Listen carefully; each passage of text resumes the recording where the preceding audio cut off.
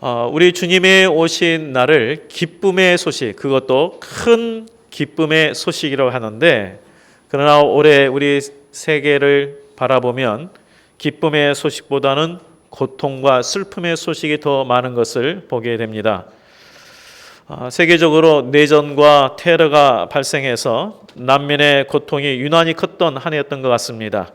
시리아 내전과 IS와 같은 그런 단체로 인해서 난민이 자그마치 1,000만 명이 발생했고, 그들이 유럽에 들어가기 위해서 지중해를 건너다가 올해 한 해만 해도 3,000명이 훨씬 넘는 사람들이 바다에 수몰되었습니다. 그리고 또 난민들도 지금도 이곳저곳을 떠도는 사람들이 많습니다. 국내적으로는 끊임없는 정치적인 갈등과 세대 간의 갈등, 계층 간의 갈등이 일어나고 있습니다. 자, 이처럼 기쁨의 소식, 평화의 소식보다는 고통의 소식, 슬픔의 소식이 이 많은 세상에 오늘 주님이 오신 이 소식이 우리 각자에게는 어떤 의미가 있겠습니까? 우리가 해마다 성탄절을 맞이하는데 우리가 절기로 맞이하고 있습니다. 그래서 우리 이미 연세가 많으신 분들은 수십 번을 이 성탄절을 맞이했습니다. 그럼에도 불구하고 그때마다 우리가 기억해야 될 것은 주님이 왜 이 땅에 오셨고 왜 주님이 오심이 바로 우리에게 큰 기쁨의 소식인지를 다시 한번 깨달아야 합니다. 분명 오늘 10절 말씀에 보면 뭐라고 기록이 되어 있습니까? 내가 온 백성에게 미칠 큰 기쁨의 좋은 소식이라고 말씀하고 있습니다. 온 백성에게 미칠. 이것은 신분이나 인종이나 민족을 초월하여서 모든 사람들에게 미칠 그러한 기쁨의 소식이라는 것입니다.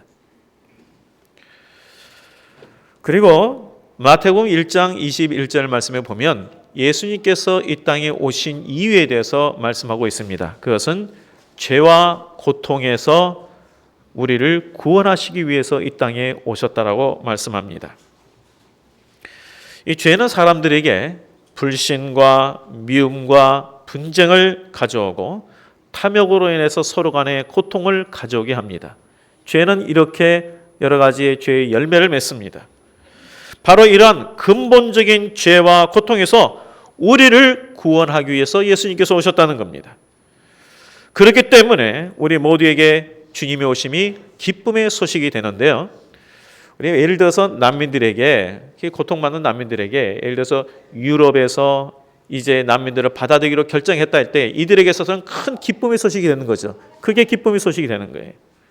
전쟁 가운데 있는 나라가, 이 내전 가운데 휩싸인 나라가 이제 휴전이 됐다라는 그런 소식을 들을 때 이것은 그 무엇보다도 기쁨의 소식일 겁니다. 당장은 그 고통에서 영향을 받고 있지만, 당장은 난민 생활하면서 고통받고 있지만 이렇게 됐다고 했을 때 그것은 큰 기쁨의 소식입니다. 우리도 이 땅 가운데 살면서 죄와 고통에 있는 그런 삶 가운데 있습니다. 그러나 예수님께서 이 땅에 오신 것은 그 모든 것에서 우리를 구원하시기 위한 것이라는 것을 소식을 들을 때에 당장은 어려움이 있지만 우리에게 큰 기쁨의 소망의 소식이 되는 것입니다. 또 본문을 통해서 우리가 깊이 생각해야 될 말씀이 있습니다. 그것은 12절에 언급된 말씀인데요. 12절에 보면 너희가 가서 강보에 쌓여 구유에 누워 있는 아기를 보리니 이것이 너희에게 표적이니라 말씀했습니다. 자, 이 온 땅을 다스릴 구주가 나셨다. 근데 그 구주가 다윗의 동네 베들레헴에서 났는데 거기 하면 한 아이가 있을 거다. 근데 그 표적이 뭐냐? 이 표적이라는 것은 어떤 사물과 다른 사물을 명확하게 구분하는 표시가 이 표적인데, 명확하게 구분할 수 있는 표적이 뭐냐? 그것이 강보에 쌓인 구유에 누워있는 아기다. 이렇게 말씀하고 있어요. 예를 들어서 우리가 정말 이 만왕의 왕으로 오시고 구주로 오신 분이, 이 하나님의 아들로 오신 분의 표적이, 이 아이가 딱 태어나자마자 두 발 서서 일어서 가지고 그러면서 좀 창피하다 옷 좀 가져와라 하면서 옷을 다 이렇게 여미면서 이렇게 이야기하는 그런 게 아니고 그냥 강보에서의 구유에 누워있는 아기다 이렇게 이야기하고 있어요. 이게 표적이라는 거예요. 하나님의 아들로서 온 땅의 왕으로 오신 표적이 구유에, 말 구유에 쌓이는 그러한 아기다. 이들에게 있어서는 사실 이게 이해가 안 되는 거죠. 왜냐하면 구주로 오신 분이 궁전의 안락한 침대, 왕궁에서 태어난 것도 아니고 어느 좋은 집안에서 태어난 것도 아니고 구유에서 태어난 아기라니. 그런데 바로 여기에서 예수님의 태어난 사건을 통해서도 말씀한 부분이 있습니다. 이것은 모든 사람을 위해 이 땅에 오셨다는 것을 보여주는 상징적인 의미입니다. 예수님은 이 세상을 위해 오셨습니다. 그래서 그 자신을 낮춰서 창조주 하나님께서 인간이 되셔서 오셨습니다. 그것도 귀족이나 권력층이 아닌 평범한 목수의 가정에서 태어났습니다. 그래서 예수님은 일부 계층만이 아니라 모든 계층들을, 모든 사람을 포용하고 위해서 오셨고, 특별히 도움이 필요한 자들에 대해서는 임마누엘 하나님으로서, 함께 하신 하나님으로서 그들을 위로하고 함께 하시는 그런 하나님인 것을 말씀해 주셨습니다. 그래서 이 주님의 오심의 소식이 어느 일부 사람들에게 있어서 기쁨의 소식이 아니라 온 백성에게 미칠 기쁨의 소식이 되는 것입니다. 예수님께서 이 땅에 오신 그 목적에 대해서 아까 마태복음 1장에 말씀드렸습니다. 죄와 고통으로부터 우리를 구원하시기 위해서, 또한 하나님과 인간이 화목함을 통해서 우리가 구원함을 받도록 하기 위해서 오셨습니다. 그러므로 우리가 그 무엇보다도 이 주님의 오신 날에 무엇을 회복해야 되냐면, 하나님께서 우리가 화목하게 하기 위해서 예수님을 이 땅에 보내셨고 죄와 사망에서 우리를 구원하시기 위해서 보내셨기 때문에 더욱 하나님을 가까이 하는 그러한 계기가 되어야 합니다. 그리고 주님의 그 마음을 알고 하나님을 가까이 하고 기쁜 소식을 같이 나누는 그러한 삶이 되어야 되는 것이죠. 그리고 여기서 깊이 우리가 생각해야 될 말씀은 평화인데요. 우리 14절 말씀은 다 같이 한번 천천히 읽어보도록 하겠습니다. 우리 14절 말씀, 시작. 지극히 높은 곳에서는 하나님께 영광이요 사람들 중에 평화로다. 자, 하나님께는 뭐가 있다고 그랬어요? 영광. 사람들에게는요? 평화다 그랬습니다. 이 평화는 샬롬입니다. 자, 하나님이 기뻐하시는 사람들, 지금 당장 여기에 제자들만이 아니라 예를 들어서 이두인만이 아니라 하나님이 기뻐하시고 그래서 믿는 모든 사람들, 믿는 이 모든 사람들에게 뭐가 주어지냐면 평화다 그랬습니다. 평화다. 예수님의 오심으로 말미암아 주님을 아는 모든 자에게 평화, 샬롬이 주어졌다는 거예요. 그런데 이 말씀을 통해서 우리가 다시 한번 생각해 봐야 하는 것은, 그렇다면 우리에게 이러한 평화가 있는가? 알다시피 우리가 지금 사는 이 사회는 평화, 샬롬이 아니라 갈등이 가득 차 있는 그러한 시대 아닙니까? 우리 안에, 사회 안에만 하더라도 세대 간의 갈등이 있습니다. 정치적인 입장의 차이로 인해서 세대 간의 갈등이 더 커지고 있습니다. 좀 보수적인 성향을 갖고 있는 노인들에 대해서 좀 더 진보적인 성향을 갖고 있는 이 젊은 세대들은 기존 세대에 대해서 불만을 갖고, 또 기존 세대들은 자신의 책임보다 사회가 무엇을 해주기를 원하는 그런 젊은 세대에 대해서 못마땅하게 생각합니다. 바로 이러한 세대 간의 갈등이 있습니다. 또 우리 사회는 계층 간의 갈등이 있습니다. 중산층이 든든해야 되는데 중산층이 조금씩 줄어들면서 양극화되면서 직장에서도 정규직과 비정규직의 갈등들, 그리고 소수의 부가 편중됨으로 인해서 이러한 갈등들이 좀 더 심해지고 있습니다. 이웃 간에도 갈등이 있습니다. 상대방을 사랑의 대상이 아닌 경쟁의 대상으로 보는 바람에 잘못된 그러한 사고의 경쟁이 우리 가운데 있습니다. 요즘에 그 대학교나 이 중고등학교 어떤지 모르겠어요. 뭐냐면 노트 필기를 쫙 이렇게 해놓으면 야, 좀 이렇게 좀 빌려달라 이렇게 하면 빌려주는지 안 빌려주는지, 제가 이게 가끔 들어보면 왜 남이 열심히 공들여서 해놓은 걸 갖다 왜 달라 그러느냐, 뭐 이런 식으로도 할 수 있고, 다양하게 있을 거예요. 왜냐하면 경쟁의 대상으로 본다면 안 빌려줄 것이고, 사랑의 대상으로 본다면 그래도 내가 잘했던 것을 좀 나눠서 같이 좋은 결과를 맺기를 원했을 겁니다. 어떻습니까? 우리는 지금 이제 우리 이웃에 대해서, 또 우리와 관계되는 사람들에 대해서 경쟁의 대상으로 보십니까? 사랑의 대상으로 보십니까? 교회에서도 우리가 샬롬이 사라지고 있습니다. 그것은 하나님의 뜻보다 우리의 뜻이 앞섬으로 말미암아 갈등이 세워질 때도 있습니다. 그렇다면 나는 어떤가? 이걸 생각해 봐야 됩니다. 우리 주님의 오심으로 말미암아 하나님께는 영광이요 우리에게는 평화라고 했는데, 샬롬이라고 했는데, 그렇다면 나에게는 샬롬이 있는가? 평화가 있는가? 내 안에 샬롬이 있는가? 우리 안에, 우리 가정 가운데 샬롬이 있는가? 분명 주님께서는 평화라고 말씀하셨는데, 근데 내 안에 미움의 감정들이 많고 분쟁, 판단함, 이런 마음들이 우리 가운데 많이 있다면 하나님의 기쁨 소식을 들음에도 불구하고 그 소식이 이미 나에게 잊혀진 것입니다.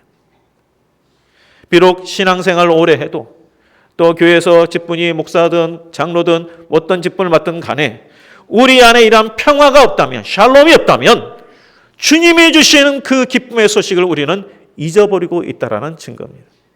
그래서 우리가 매 순간순간 이러한 성탄절을 맞이할 때에 우리가 회복되어야 할 것은 나에게 잊혀졌던 그 기쁨의 소식, 감격, 이것을 다시 한번 내 안에 있는 샬롬, 이걸로 회복하는, 다시 한번 그것을 붙드는 그런 계기가 되어야 하는 것입니다. 우리 안에, 우리 가정 가운데 샬롬이 있어야 합니다.